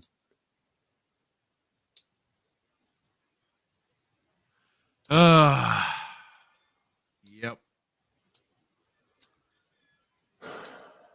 What episode are we watching next week? For Bad Batch, episode 10. Yes. Well, I mean, I don't know. I was looking at it. The sound of that episode is kind of like, all right, they're apparently questioning their ideology, which I can't say I care too much. I'll say this: if we change up how we do our reviews to get through Bad Batch and not take in-depth notes, we could probably double up. If you're okay with not taking 4 pages worth of notes, like doing it how we did, I think that we could double up when if you want to do season 2. Oh, you're gonna put this on me now, huh? Yeah, I mean, yeah. Listen, Captain. Well, okay. Here's what we could possibly do. We could maybe even just kind of watch the episodes and we'll see whether or not there are those that are worth taking notes on. And just going to the next. Honestly, we need to get through it. Like I've already watched this, so like I could probably, I still remember. You just need a refresher, maybe, but right. But yeah. But here's the thing, though. Like, do you even really need to know how it ends to pick up where they leave off? Because when I watch this trailer, it's like I don't know where they're at because where season 1 ends, pretty sure is nowhere near where they're at. So obviously there's a gap between where season 1 ends and season 2 picks up. So it's yeah, there seems to be a bit of a time skip or something. They walked in one of the doors and World Between Worlds. Oh God! Shot somewhere else. Well, except Omega looks like she's older in this next season, so or at least certainly with the new hairstyle and everything. Yeah. So it's like, do you even really need to finish it to understand? Yeah. There's no consistency. So it's really like the only reason why you would finish watching it is to try to be consistent, and they're not consistent. So you could probably just watch season 2 and be completely fine. Like I said, I might if just we change it, if we watch it and just like break it down by like segments, like because they're 25 minutes, so it's like I think that's at least the saving grace of this series. That this episodes are generally like 24 minutes, 25 minutes. Like the saving grace with this episode is you could literally break it into 4 segments. The chase scene at the beginning of the episode, Omega trying to escape and reprogram the droid or whatever, and the fight scene between Cad Bane and Fennec Shand, and then the discovery that she's how much of a clone she is. Yeah, and that's literally it. So if we do that and we did 2 episodes, we could possibly. Well, it's going to be crunch time because with my work schedule, there's a couple weekends where I'm going to have to work. I worked the last weekends, so I kind of caught that at work today. So yeah, we might have to do this, huh? Because next week we'll be doing it, and then because the next 2 weeks. Yeah, we could also talk about that off air. Yeah. So we'll figure it out. But I mean, I wish they did I don't know. Well, yeah, we'll have to figure it out. Like, I have to go back and relook and see what the episodes are, because there's a couple of them that they don't advance the story. Like the Ryloth thing does not advance the story at all, in my opinion. I could be wrong. Davios would probably say I'm wrong, but whatever. I don't think some of these really advance the story. I might just go through them just to see. Otherwise, I'm guessing you could be right. Yeah, I can guess the only real importance is the fact that Hera is in the episodes. And then, of course, that brings in Chopper for the whole Rebels group. Yeah. I mean, like I said, they're only 24 minutes. So, watching 3 of them equal 1 episode of Andor. Watching 3 of these episodes equals the opening credits for Andor. Right. So, yeah, we can figure it out. But that's where we'd have to get creative because you said January 4th is when this premieres. Yep. Season 2. Why on a Wednesday? What do they have a fetish for Wednesdays? Andor Something like that. Kenobi released on Wednesday. Andor did on it's why Wednesday? I have no idea. That just seems to be their day for it in the middle of the week. I don't know why. Especially with it being a double episode. It's like, God dang it. I can only just say at least it's on my days off. I wonder how long. Hopefully these episodes are only 20 minutes. I'm sure they'll be, oh God, they're premiere episodes, so they might not be. Oh no. Well, we'll see when we get to that point. We'll figure it out, but indeed. Whatever. All right. Well, I don't know. I mean, there's, yeah. Hang on. So, oh boy, here this could be opening a can of worms. So, Mandalorian crossover event. New details teased. Disney Plus's big plans. With rumors and plot details from Ahsoka and Skeleton Crew circulating, the first hints at Mandalorian's major crossover event have been revealed. Star Wars storytelling has generally followed a linear format, with the episodic films intended by George Lucas to be seen as one long movie. The timeline follows a singular continuity, and though the EU and canon have series of books sprinkled throughout different eras, they've largely been self-contained. It wasn't until the High Republic Publishing Initiative, Lucasfilm dipped its toes into crossover waters with adult novels, YA, comics, and more. Disney Plus offering the chance to tell longer stories. Mandalorian creator Favreau and Filoni have taken opportunity to build a live-action crossover storyline. Book of Boba Fett showed the first steps of the process by devoting 2 episodes to Mando and Grogu, and The Mandalorian Season 3 is likely to continue the trend with Fett's plausible involvement. God. So yeah, the Ahsoka and Skeleton Crew rumors tease Mando event. Making Star Wars reported that Skeleton Crew will be set in a new region of space known as the Beyond or New Space. This territory will first be explored in Ahsoka, where the titular character will find the missing Ezra Bridger and Grand Admiral Thrawn. Doesn't Ezra die? He just kind of vanishes. Kane with Thrawn. dies. He vanishes with Thrawn on the ship, and who dies? Because I saw this video is like the most tragic, the most sad, the saddest ending. Oh, that was Kanan. That was his master that died. Where he's holding this fire back from this oil rig or something. Basically, yeah, and then he gets eaten up by the flames. But yeah, so the premise for the Skeleton Crew entails the exploits of a group of kids lost in space, apparently in the New Beyond realm. Along the way, they'll come into contact with Jude Law's lead character, as well as having an alleged run-in with Ahsoka. Yay, because you can't have a show without Ahsoka. MSW describes the audience as being as lost as the cast of Skeleton Crew, with the group traversing completely foreign ground in a new universe within canon continuity.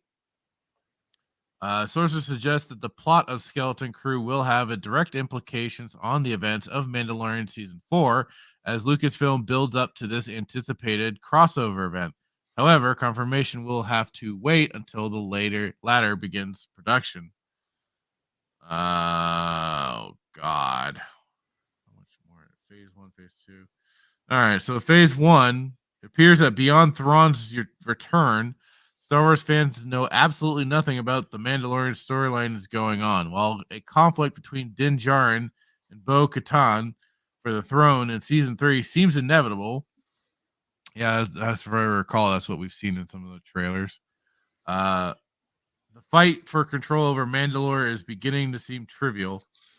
Kathleen Kennedy previously stated that the new Star Wars films wouldn't be following the MCU formula of having phases, but it's starting to seem like the Mando narrative might.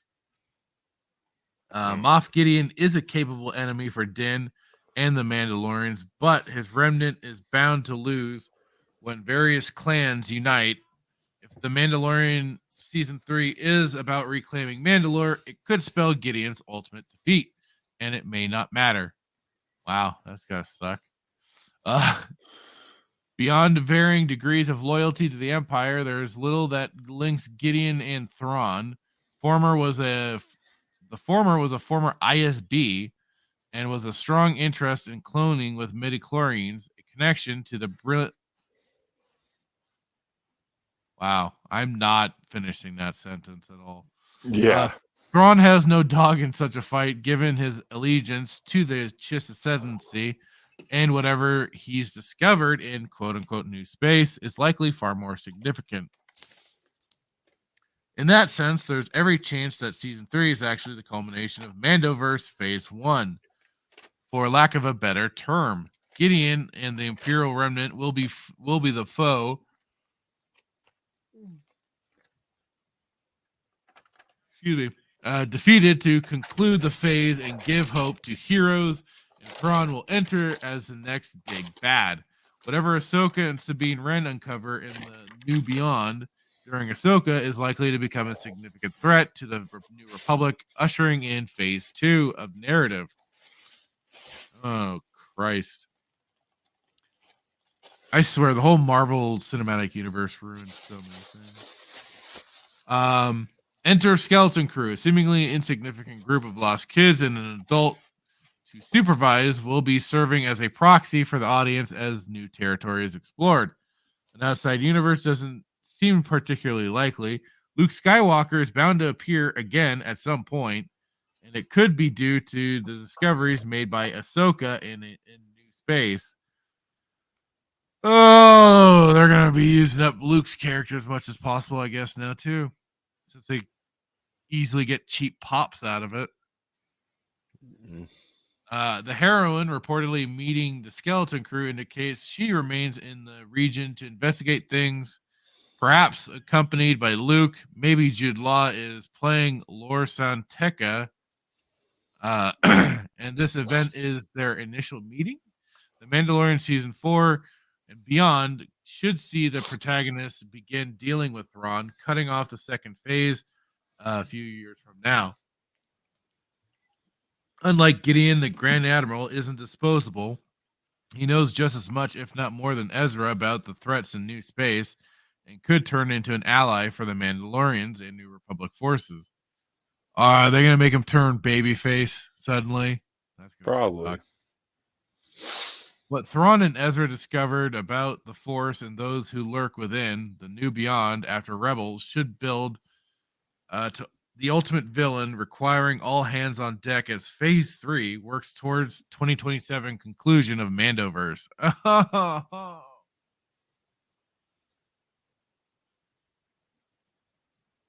The pain is real. I'm gonna lose it, dude. I mean, I don't know if this is all nothing but speculation. Probably not. It's probably true. Oh, somebody else has an interesting way to describe a very disappointing end to a poorly conceived everything.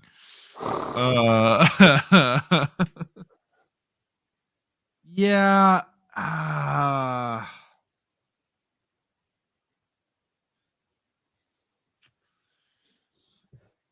I can't. Especially the sounds of the skeleton crew. It's just like really an old guy with a bunch of kids. It's gonna be kind of weird. Like Herbert the pervert. Like PM wins. Y'all want to come down into my basement? Oh Yeah. God. No, and then it's this Ahsoka's gonna be in everything. Yeah, dude. Just give the character a break for some time. Jesus Christ. Why? This is a cash cow. I thought Grogu was a cash cow. From a certain point of view. True. So yeah, that's kind of the Mando news. I was just like, yeah. It's just give it a break. I mean, maybe just let some time breathe between some of these shows a little bit. Otherwise, it's just kind of like, you're gonna oversaturate your characters. Oh, they've already done it. I mean, I know. Was Star Wars Holiday Vacation, Summer Vacation? was that a series or is that just one movie? I think that was just a one-off movie to kind of replace the old silly holiday special from Once Upon a Time Ago that we all even Lucas tried to forget about. Okay, I was just asking to see if it would be worth reviewing.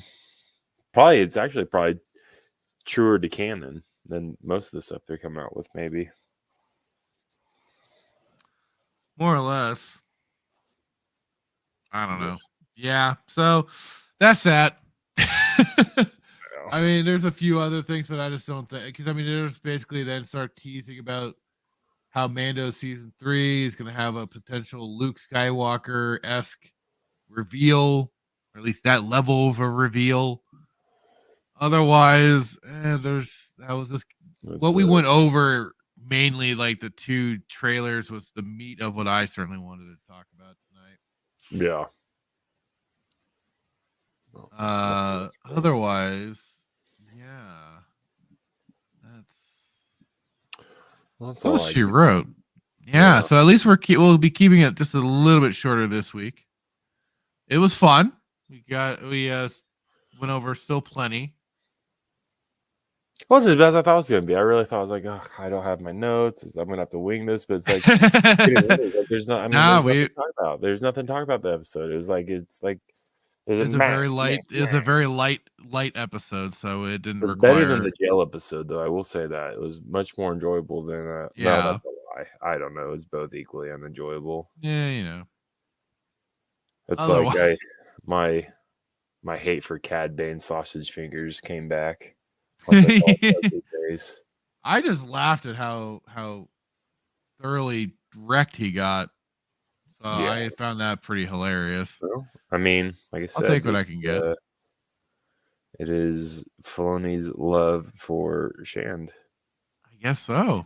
And to answer like I said, question, his you have to ask the question why she beat Cad Bane is because the Force is female. Absolutely. It was with her all the way. It's the answer for everything. According to KK. Is Kate, before we end the show, is KK out? Is she back? No, she's still there. What is this? I hear like she's done, she's not done, or she was going to be done before Sepik left. I've heard she will. I've heard she won't be gone until after Indiana Jones 5. If that, I saw a meme. It was like Indiana Jones 76. Yeah. No, I am not. I'm not holding out until I. Why is she? Is she doing something with Indiana Jones? Did I miss this? Yeah, that's what some people think. That's been her big pet project, is trying to get Indy 5 going.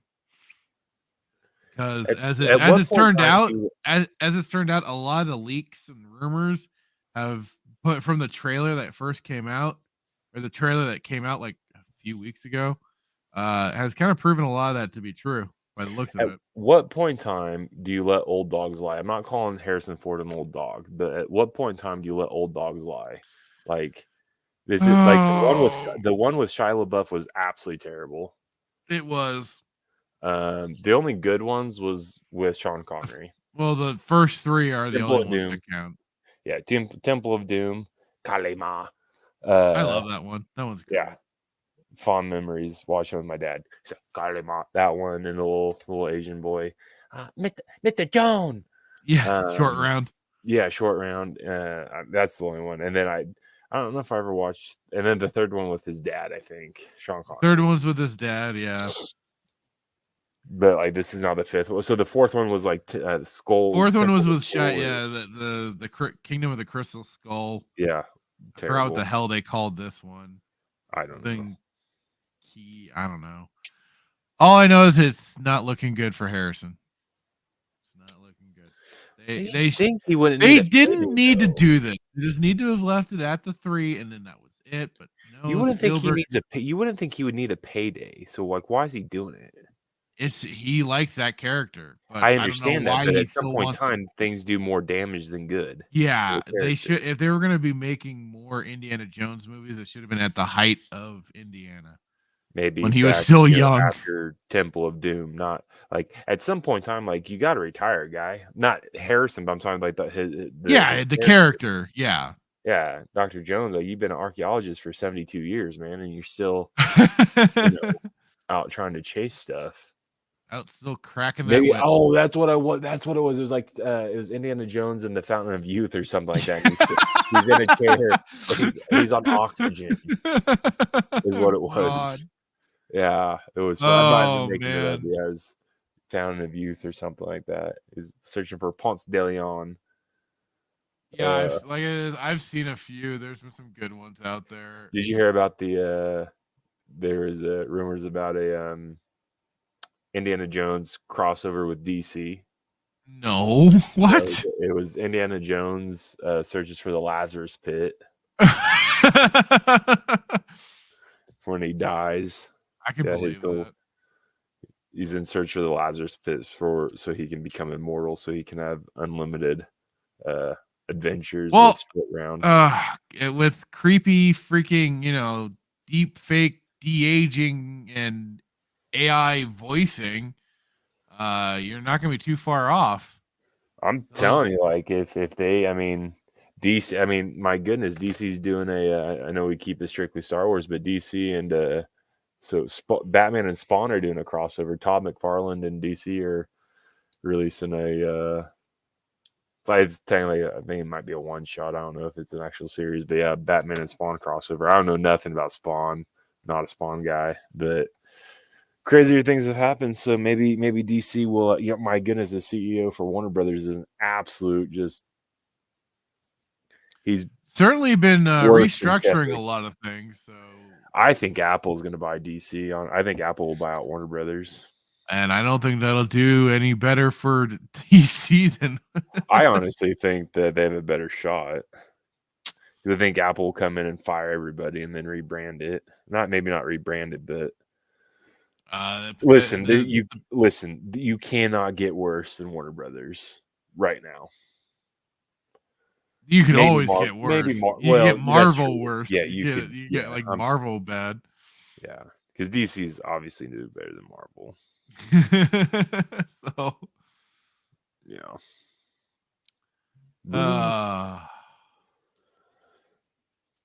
So are we going to be on tomorrow for Shenanigans? It will be dependent if I get all my Christmas shopping done, because I work the next 2 weekends, so I've got to get all my Christmas shopping done for my nieces.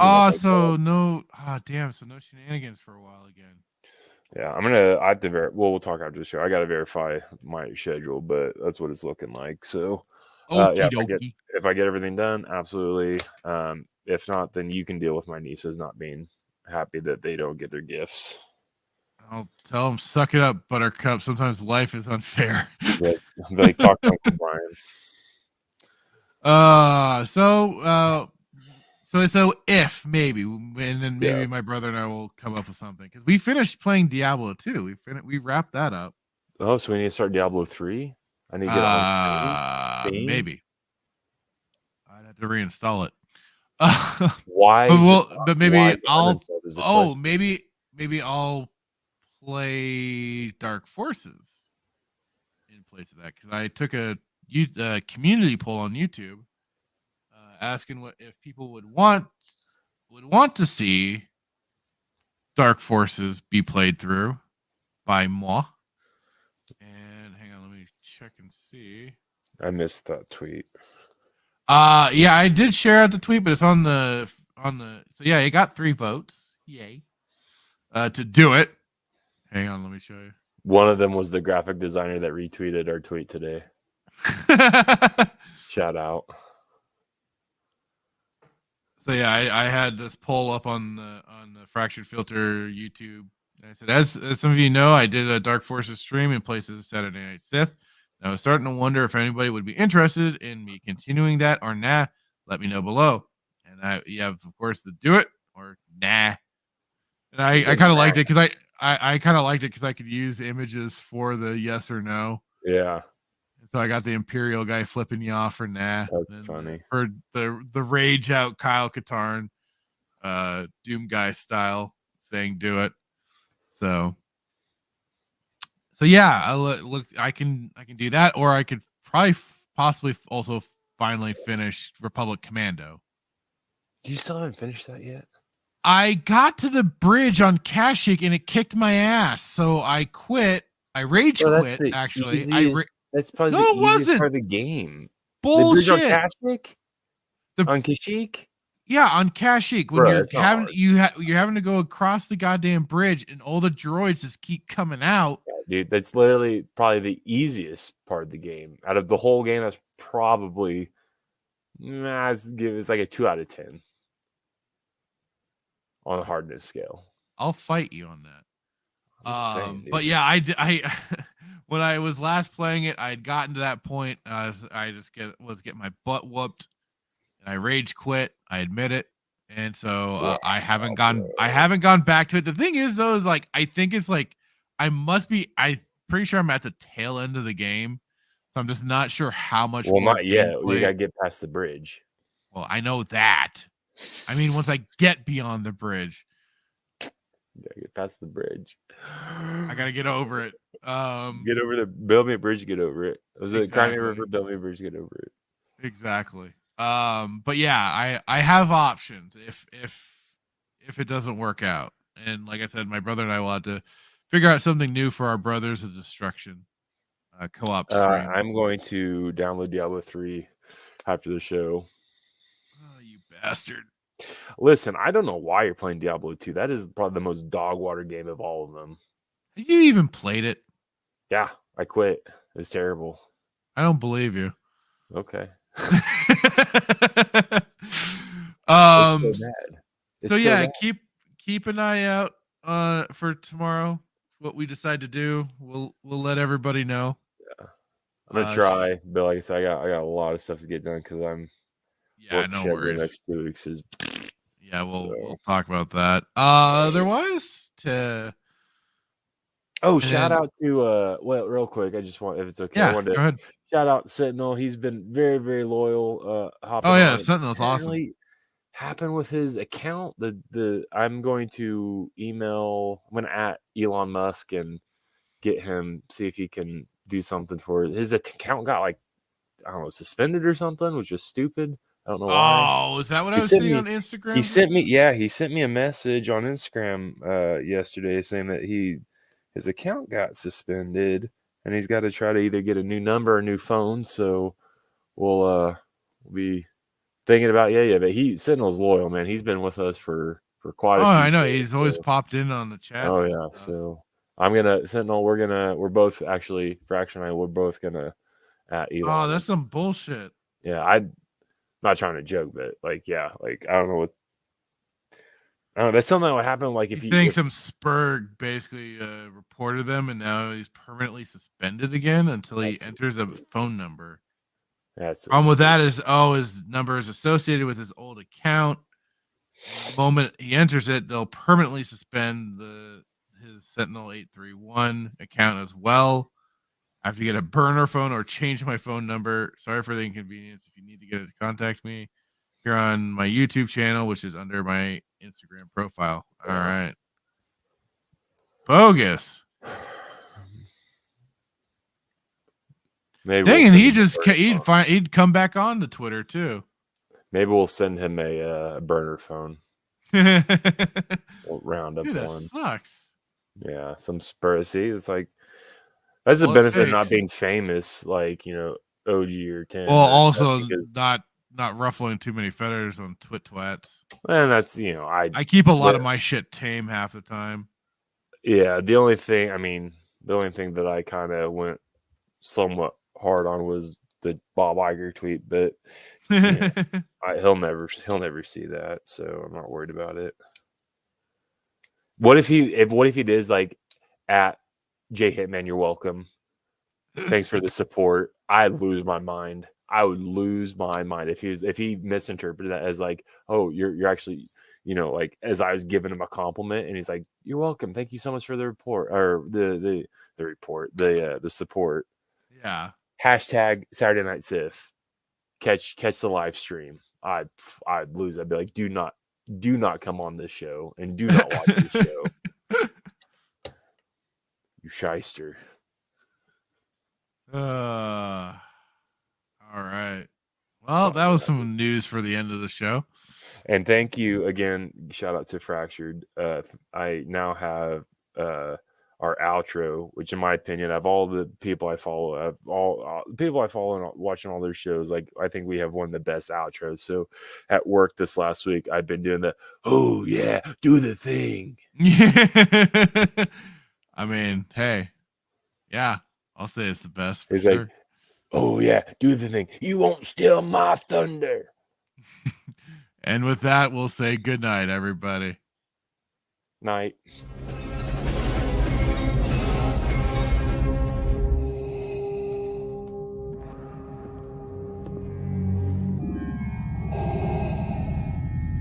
What is thy bidding, my master? Yeah, I should have known from the very beginning. From what you said. Yeah, when the mega powers were formed. Yeah, what you were out for from the very beginning. Yeah, you were after what was mine. I remember what you said. You can destroy the Emperor. Join me. Together, we can rule the galaxy as father and son. Yeah, that one was rough. Those words right there. Yeah, I got stuck, yeah, but I swallowed it anyway. Didn't like the taste, but I swallowed it anyway, yeah. But I remember the time when there was a conquistador out of the ring. The one that's so jealous that he can't stand it, yeah. Yeah, you came in there with your poses, yeah, but you made a big idiot out of yourself, yeah. And speaking of idiot things, what about that stupid idea? Did you forget that one? Think back.